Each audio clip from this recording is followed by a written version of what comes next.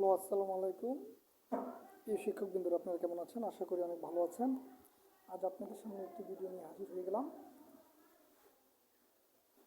ভিডিওর পিকচার দেখে আপনারা বুঝতে পারতেছেন আজকে আপনাদের সামনে কি নিয়ে হাজির হয়ে গেলাম। চলুন কথা না বাড়িয়ে শুরু করি।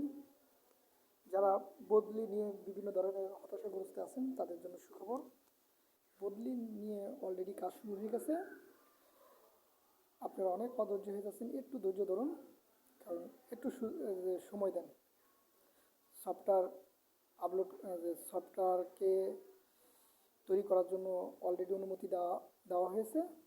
সফটওয়্যারটি আপলোড করা হয়ে গেলেই আপনাদের হয়তো বা প্রজ্ঞাপনটি দিয়ে দেবেন। তবে নভেম্বরের শেষ সপ্তাহে অথবা ডিসেম্বরে ডিসেম্বরের দিকে আপনারা প্রজ্ঞাপনটি পেয়ে যেতে পারেন। কিন্তু কবে আপনাদের বদলির আবেদন করতে পারবেন এখনও সে বিষয় নিয়ে এখনও আলোচনা করা হয়নি। তবে আপনাদের বদলি নিয়ে কাজ কিন্তু শুরু হয়ে গেছে, যেহেতু সফটওয়্যার তৈরি করার নির্দেশনা দিয়েছে। ঠিক আছে। আর বদলিটা কি সর্বজনীন হবে না এনটিআরসি হবে, এটা নিয়ে আপনারা অনেকে প্রশ্ন করতেছেন। আসলে প্রথমত এনটিআরসির মাধ্যমে যারা নিয়োগপ্রাপ্ত হয়েছেন তাদেরকে বদলির আবেদনের সুযোগ দেওয়া হবে এবং ধীরে ধীরে সর্বজনীন পদ্ধতিতে যাবে আশা করা যায়। তাহলে আজ রাখি। আল্লাহ হাফেজ। আসসালামু আলাইকুম।